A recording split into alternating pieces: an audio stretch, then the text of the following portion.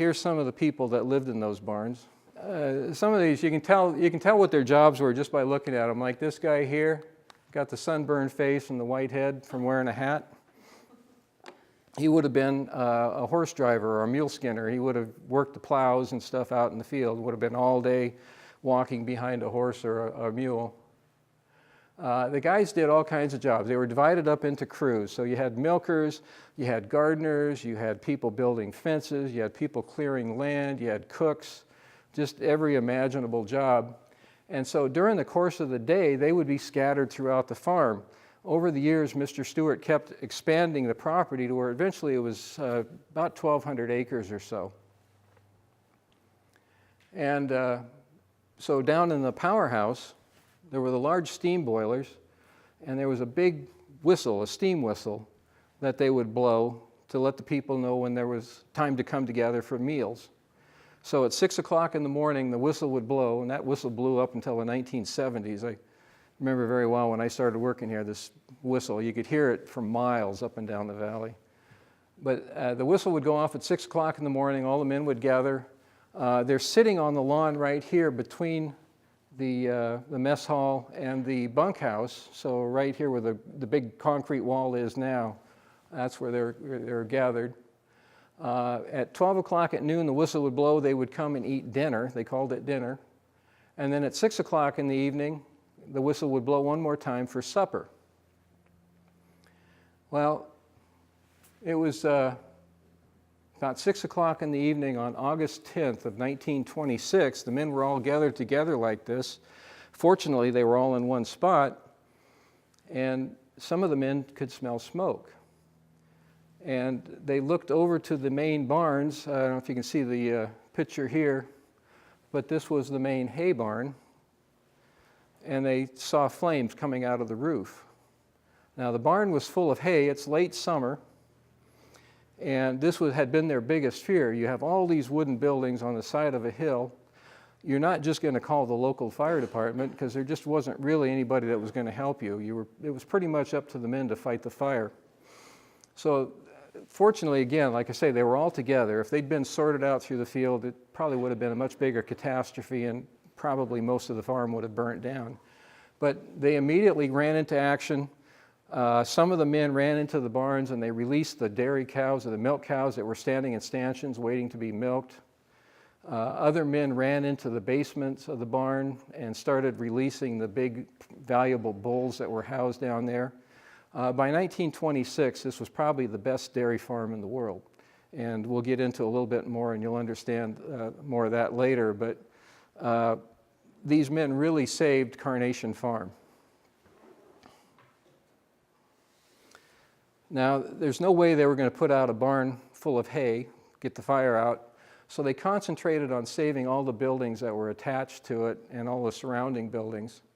And that's, again, after they saved all the animals. They managed to get all the animals out of the barns in about 15 minutes. In fact, they did such a good job that you can see the milking barns, even though the roofs are damaged, they're still in pretty good shape. And by the next day, they were able to bring the cows into their familiar barns and milk them again. It was a hot fire, and it smoldered for several days. But they have a dilemma now because it's late summer. They just lost their hay barn and all their feed. They've got to get another barn built and full of feed quickly before the winter comes on. Because the cattle are going to rely on that for the winter months. So as soon as possible, they started construction on the new barn. Now, E.A. Stewart had a cousin by the name of Horace Greeley Stewart. And he was an engineer, and he built a lot of the condenseries for Mr. Stewart around the country. And he immediately got him to come out and start designing and building a new barn. Of course, this was very labor intensive, a lot of hand tools, not a lot of power equipment at that time. And here you see the new barn taking shape here. Now, E.A. Stewart was a type of person that whenever he suffered a setback, he would build back better and bigger than he did before. So this is actually a little bigger barn than what the original barn was. Now, you notice it has a standard shed roof. And I've never found anything to really explain why they built that type of roof instead of the original gambrel roof that was on the old barn. And the only thing I can figure is because they're in such a hurry and they have to fill it quickly, that's a simpler design, and that's what they went with. It was at the time, and I might still be, the biggest barn in King County. Here you can see they're putting the finishing touches on the barn. You see tents down on the valley floor, and that was for the workers, the construction workers. Again, you couldn't just drive to the farm and go home in the evening. You had to live here. I also want to point out the bunkhouse in this picture, how they've added a third floor on that. It always amazes me, the size of that building. They used to refer to it as the Carnation Hotel. I don't think it was anything that luxurious, but well, E.A. Stewart was so happy and impressed with the men that they were able to save most of his buildings, get a new barn built. This barn was completed by October 9th. It burnt down August 10th, and they had this built within less than 2 months. So the hired men had really saved the farm. They saved the cattle. Not only did they save what was some of the greatest cattle at the time, but they saved the bloodline, which would produce future champions that would set records that nobody could even imagine. And they were able to preserve all of that through their efforts. And Mr. Stewart gave each man a letter of commendation and a personal check. And the men got thinking, well, you know, maybe that was such a great deal, maybe a memorial should be built in their honor. So they designed this monument. Of course, it was all done rather tongue-in-cheek, but it gives you an idea of what it was like to get those animals out of the barn. Animals around fire get pretty spooky. So you see that. You see the fellow up in the upper right. He's throwing scissors and knives and bottles. He was the veterinarian's assistant, and he was trying to save all of the veterinarian's equipment from the basement of the barn. The fellow on the upper left is called a bull cook. He was the janitor, the caretaker of the bunkhouse, and he set up a little store that he could sell gum and candy and tobacco and soda pop to the hired employees, and here he's trying to make a few extra bucks during the fire. The fellow down on the lower left sleeping with a fire hose, I don't know who that's supposed to be, but anybody who knew the old bunkhouse guys knew there was always a couple of guys like that. Could sleep through anything. So here we have an overhead shot from about 1930. I just wanted you to see the massive amount of building that went on in a relatively short period of time. And some interesting features from this angle that you can't see in any of the other pictures. Like up here by the hippodrome, you see a fruit orchard. That was to supply fruits, and the big lawn at one time was a vegetable garden for small fruits and vegetables. So they used to grow a lot of potatoes down on the valley floor. You know, anything they could grow that was good for the people to eat, keep the employees happy. They put on some pretty fabulous meals considering what they had to work with. And for meat, there was always a cow that didn't live up to the standards that they were looking for, and so a lot of these guys ended up eating contented cows. They had, at that time, they had chickens and, you know, they had eggs and everything else. So now we got the basic structure of the farm. We're going to show bringing in some of the cattle. And like I said, this is about 1911, bringing the first Holsteins to Carnation Farm. There were no roads to Carnation Farm again at that time. The only way to get here was to cross the river. And so this little ferry boat was built, and that's how they would shuttle things back and forth. This is down where, if you follow the concrete road down the valley out to the river, where the old bridge supports are, that's where the ferry used to come in. And to give you an idea, that's E.H. Stewart. Again, that's Bridges' grandfather on the far left. The fellow next to him looks like E.A. Stewart, but that's actually one of E.A.'s brothers, Robert Addison Stewart. The Stewarts loved to have dramatic names for their kids. So there's a Robert Addison, Elbridge Amos, Horace Greeley, Francis Bacon Stewart. They just, nobody just named their kid Bob like they do.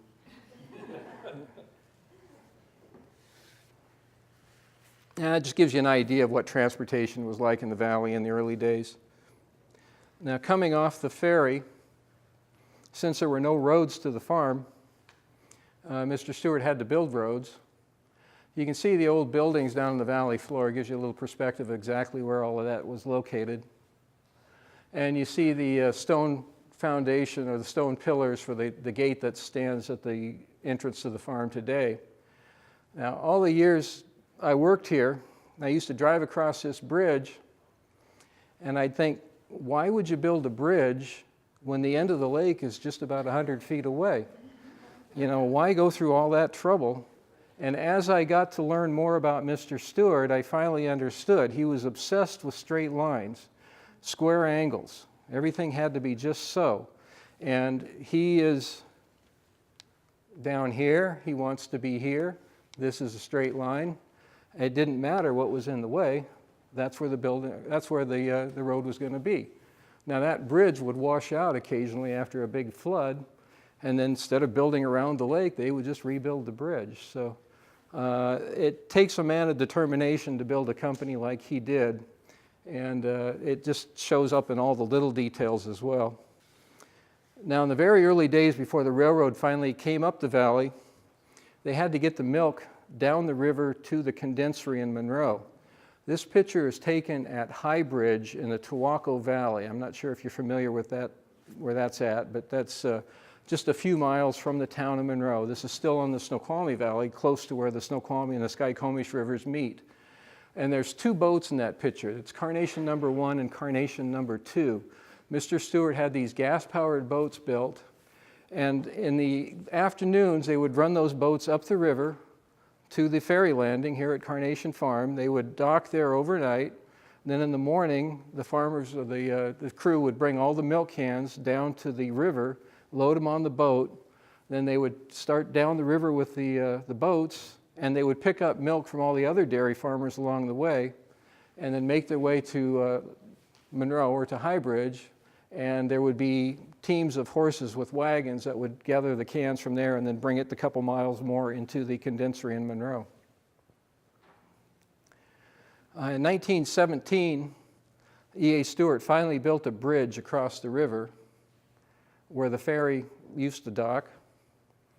And as far as I know, that's the only private bridge ever built across the Snoqualmie River. That's a 200-foot span.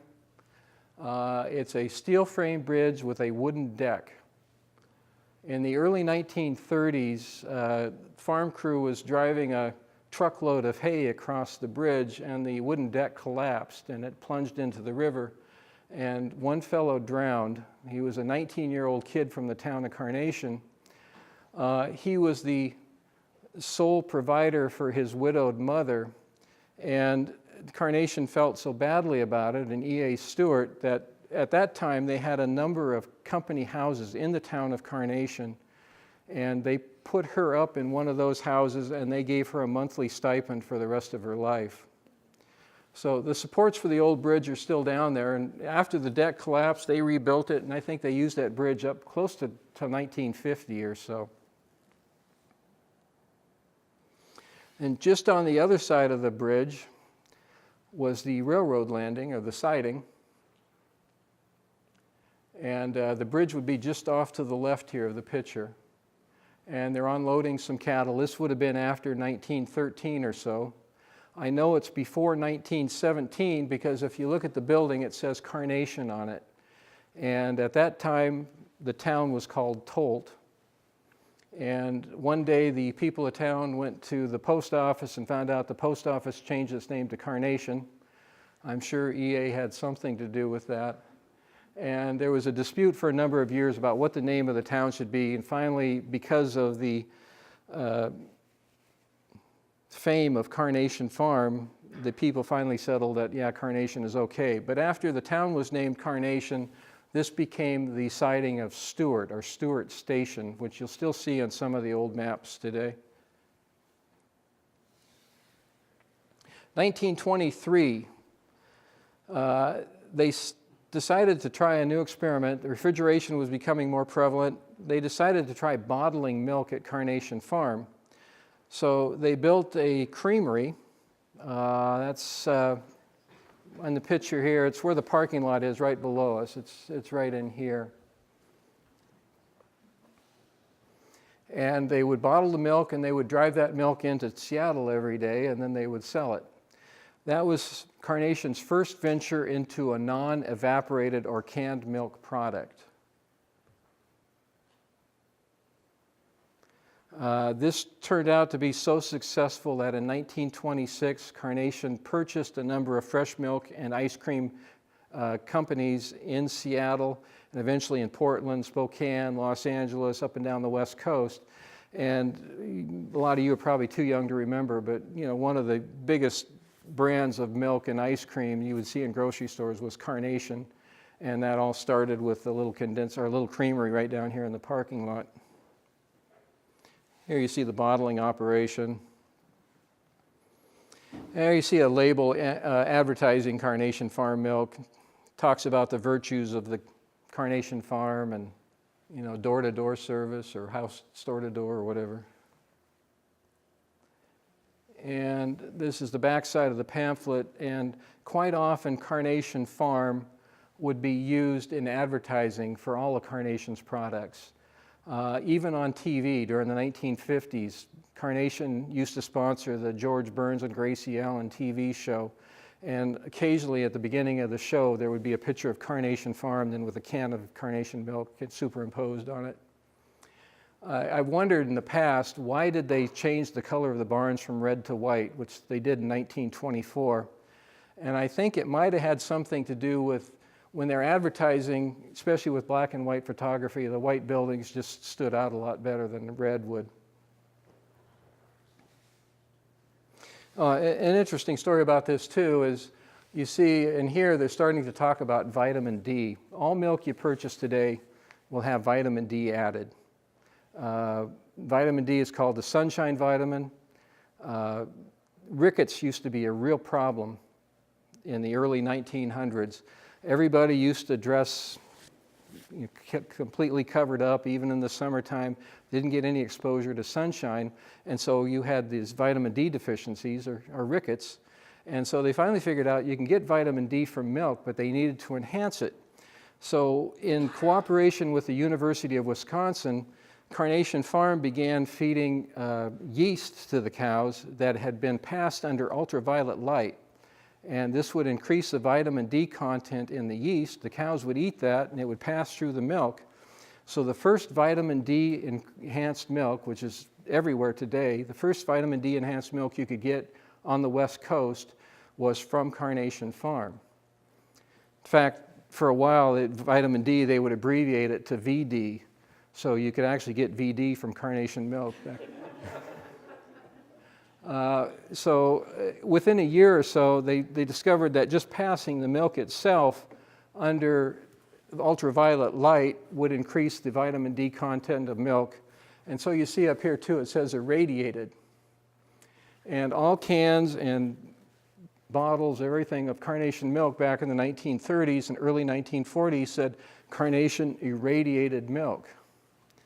In June of 1945, a synthetic vitamin D was developed that you could add directly to the milk before they put it in the can, and they didn't have to irradiate it any longer, which was very good timing because 2 months later, the atomic bombs were dropped on Japan, and irradiation took on a whole different meaning after that. Okay, this is a farm in Wisconsin. In 1915, Mr. Stewart was expanding his businesses into the Midwest. He was building condenseries in Wisconsin, Michigan, Illinois, and he thought, maybe he could do the same thing there that he was doing in the Snoqualmie Valley. So he purchased this farm. It had already was in good shape like you see here, and you had two branches of Carnation Farm. You had the Eastern Farm and the Western Farm, or together you had Carnation Farms. So Carnation Farms was the name we called it for years and years. he held on to this property for a number of years, and finally he sold this farm in 1929. He wanted to concentrate all of his efforts here in western Washington. He liked this farm a lot, but it never meant as much to him as the Snoqualmie Valley farm did that he built from scratch himself. It was quite a house, though, on that property.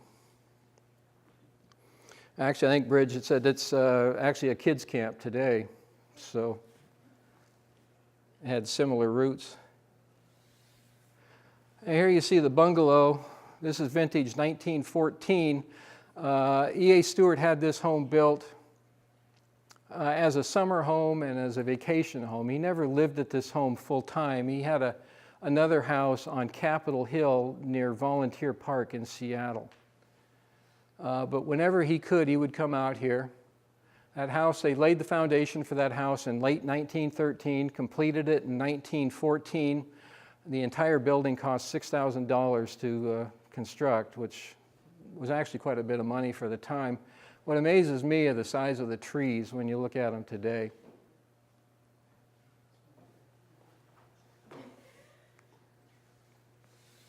This is the basement of the bungalow. Mr. Stewart used to like to have a lot of parties at Carnation Farm. Big parties in the summertime out on the lawns. I've got lots of pictures. I didn't include any in this presentation, but the company picnics and everything would be held here. But this is a party that was held evidently in October, because you see a jack-o'-lantern on the table there. And it's part of a group that he had put together. Mr. Stewart was a Freemason. He'd always been impressed with secret societies, and so he decided to start a lodge of his own. So if you see, all of the men are wearing a little white button on their lapel. And if you go down into the museum, down to the trophy case, you'll see one of those buttons. It's a little white button with a gold cowbell on it, and it says Moo. Well, this was the order of the Moo Moos. E.A. Stewart was the leader of the Moo Moos. He was the big bellow. His vice president was the little bellow. There was the gate moo, the paddock bellow, all fancy names. And those ceremonies would be held in the living room of the bungalow. During an induction of a new member, the fellow would be kept upstairs in the open area. They would build a little corral, and he would stand in the corral as a new inductee. He would be watched by the gate moo, and then all of the officers would be in a circle there in the living room, and Mr. Stewart, as the big bellow, would say, "I hear a disturbance in the corral," and the gate moo from upstairs said, "Some mangy maverick is trying to infiltrate our perfect herd and feed upon our pastures." Some crazy. Actually, I've got some of the induction or the initiation ceremonies written on this piece of paper. Some crazy stuff. Mr. Stewart was a lifelong Quaker religious person. He did not like drinking, and he did not like gambling.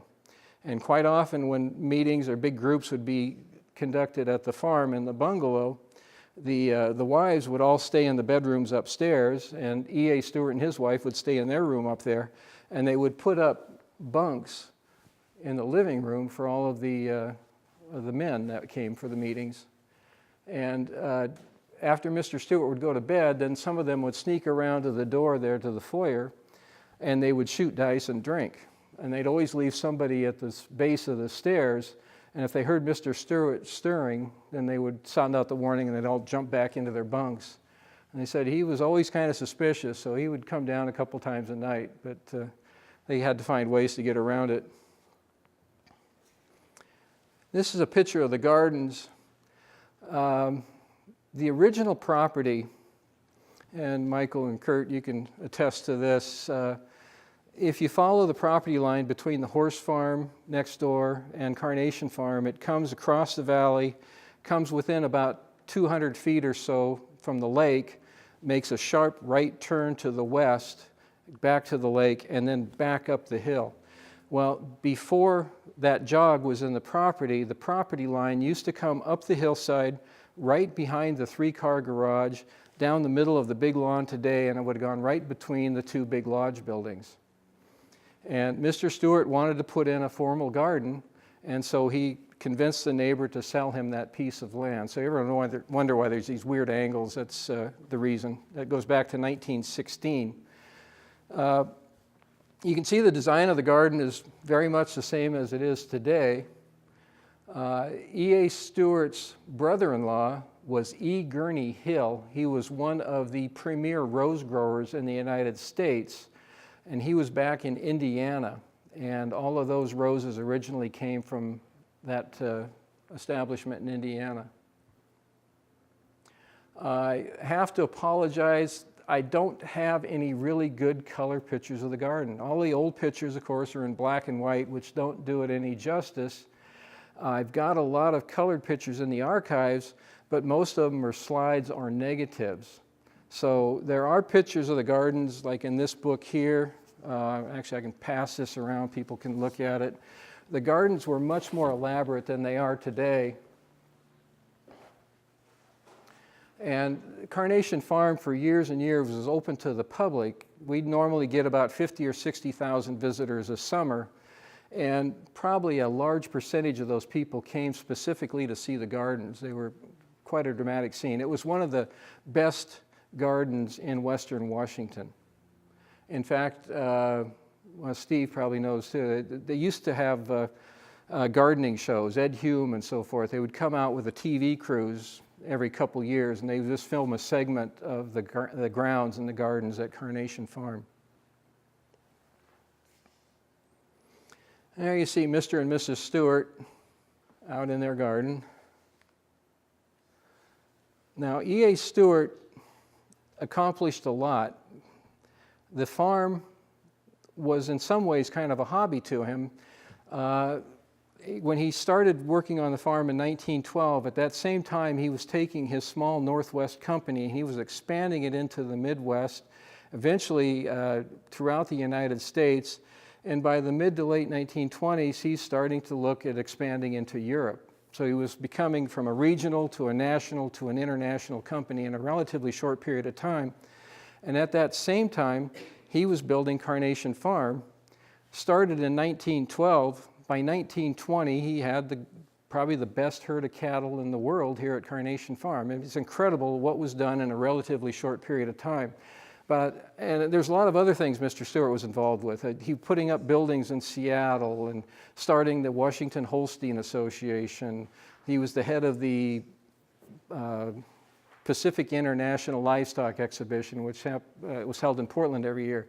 Any one of those jobs would have been a full-time job for the average person. Mr. Stewart handled all those while he was building this farm in his spare time. But of all the things that Mr. Stewart built, whenever he wanted to impress someone, he brought them to Carnation Farm. This was always one of his great loves. So here you see a group of visitors circa 1920 after spending a day at the farm getting ready to leave.